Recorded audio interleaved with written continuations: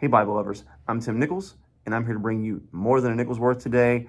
I am starting a series this week that we'll be posting every day. It's a 5-part series with the Cromwell Leather Group and their president, Thomas Fleisch. Now, this first segment that you're about to watch, Thomas kind of explains what makes Cromwell Leather special. So take a look. All right, you all have Thomas Fleisch here with me with Cromwell Leather Group, and we're going to be talking all things leather. And I am really excited to have him with us. Why don't you take a few minutes just to introduce yourself and kind of what you do? Okay, thank you, Tim, and thank you for inviting me to join you. I've been in the leather business for over 40 years, and my company, Cromwell Leather, was started by my grandfather's uncle in 1899. We make leather, but we make leather principally for books. We're dedicated to that market, which we can talk about because there are a lot of unique factors in order to make a book and the expectations on using a book and the longevity expected from a book. So we've been in business, as I said, for a long time. We have a great team. Our office is here in New York. Our manufacturing is in Spain, where there's a long tradition of high quality leather making. It's actually in the Valencia region of Spain, which is by the Mediterranean coast. Nice. So 1899. Yes. So 123 years thereabout, and it's a family business. That's right. That's right. Exactly. That's really special. Yes, yes, it is. It's a tradition we're proud of keeping going. Well, let me ask you a few questions. Let's start off with this. What is it that makes Cromwell Leather so special when it comes to Bible leathers? And also, maybe you can touch on, you said that you do books. So this isn't just a Bible only leather. So kind of explain that a little bit. Right. Good question. So we are dedicated to what we would call a niche, a sector of the leather making field.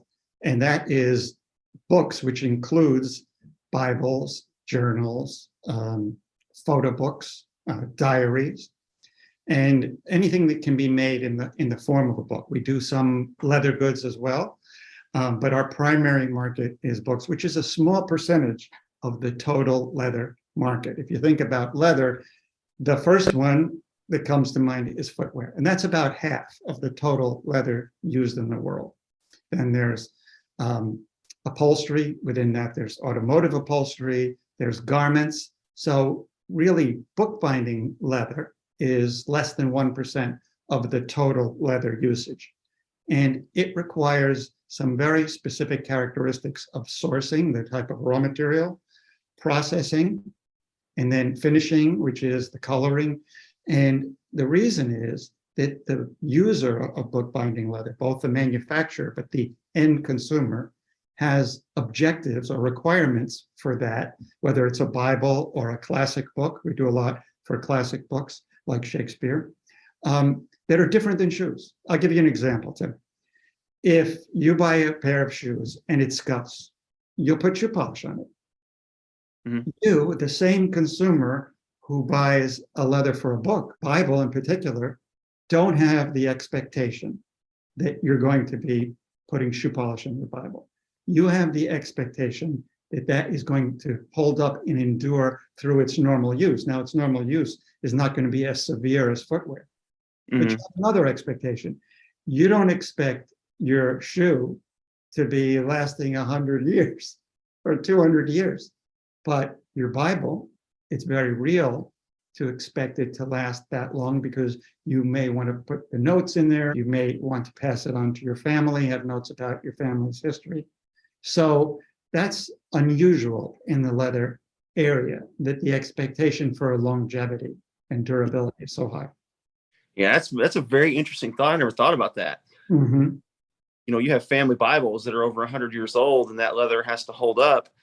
And I've never really considered that, you know, a pair of shoes, yeah, you get two years out of a good pair of shoes, and that's great leather, but you get 2 years out of a Bible, and you're like, hey, what's wrong with this stuff?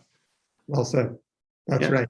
That's right. And that, without getting too technical, it translates into factors that we build into the product, starting with selecting the right raw material, whether that's our bonded leather, and we can talk more about what that is, or whether it's our genuine leather, our cowhide leather, which we consider the best leather for Bibles. What we have to do is build in those characteristics of beauty and durability. And when we talk about beauty, there's really three things. Because when somebody goes into a bookstore to buy a Bible, what usually is the process? First, they look, they find something attractive. Mm-hmm. Second is that it passes that test. I'm going to pick up that Bible, and I'm going to feel that Bible. What's the tactile part? What's the touch like? And then the third, especially if they know it's a bonded leather or a leather Bible, because it says it on there, is the smell test. Mm-hmm. They're going to say, does this smell like leather? And is it an attractive aroma? Mm-hmm. That's not supposed to smell like a barn. It's not supposed to smell like a chemical factory. It's supposed to have an attractive, enduring leather aroma. So we make sure that all of those things are correct. It may not be the same thing for a handbag leather or footwear leather. And then we build in what we call these physical characteristics of wear. And for example, light fastness. If you have a book, a Bible or a classic book on a shelf, like the one right behind you, Mm-hmm. it's exposed to light from a window every day, 8 or 10 hours. You don't expect, nor should you, that after any period of time, half a year, 5 years, the spine has a different shade because it's been exposed to all that light. It's been washed out compared to the front or the back of the book. So it's some things that we have to worry about, but nobody else does, because that's what we build into the product, which is different than other leather uses. Okay. And that's another thing I've really never thought about is light exposure and different things with others. So is there, I guess because mine are all kind of in bookshelves and shaded, like my good Bibles are over here in a corner in a well-protected shelf. And then I've got I use and that I wear out. So do your letters resist that fading and damage from light? Absolutely. And we have extensive laboratory testing. We select the products that we use, the chemistry of making the colors and making the leathers to meet those requirements. And then we have exposure in our lab, every lot we make, to UV light, to different aspects of light, so that you get the assurance that it won't fade. But I'll give you another example. You mentioned on Sundays you're going to church. So let's say the Bibles are on your bookshelf for most of the week. But let's say you or anybody else has the Bible in the car. And let's say you make a stop or whatever, and it's exposed to light and to heat, could be 120, 130 degrees. You don't want that Bible all of a sudden to be sticky or to change its characteristics. So we have to anticipate that, whether that's in the humid environment in Florida or in the dry environment of Arizona. So all of these things, and we kind of joke with the publishers because we say, we've thought of all that, you don't have to worry, because we have to anticipate that so there aren't any adverse surprises. But you go to a store that you think highly of and you buy a shirt.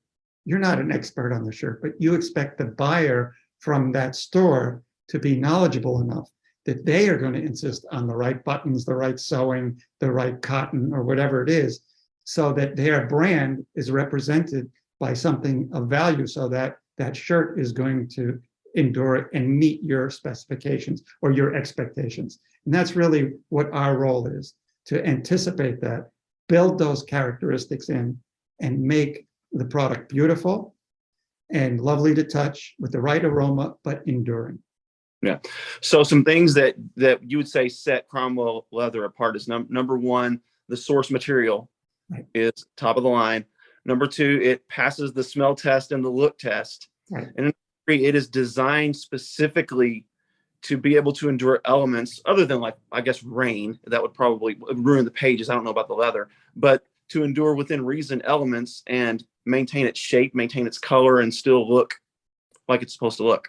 Tim, you're exactly right. And I'll address the rain question because it's an interesting one, even though you don't expect your Bible to be in the rain, but it might be. Look, you're working outside and it's not covered. Or let's take another example.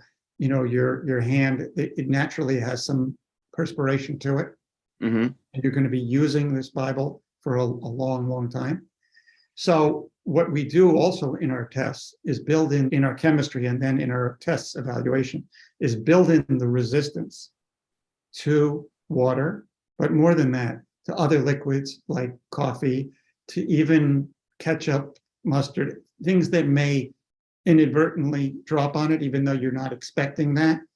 And so in our leathers, in our bonded leathers, you can leave any of those materials on for 24 hours. And it'd be interesting to do that test. Put some coffee, put some mustard on it, come back the next day, wipe it off, and see what it looks like. I've got some I can test without costing me a Bible. All right, good. All right, well, that is pretty fascinating information, and I think sometimes people don't realize the effort that goes into making leathers and the things that we will never consider as consumers, especially like you were mentioning, the difference between like a leather jacket or leather shoes or something like a leather upholstery that we wouldn't even think of, as far as we have this different set of expectations for a book or a Bible. That's exactly right. And, since you've asked, I'll give you a couple other quick examples. Our leather has to be color fast.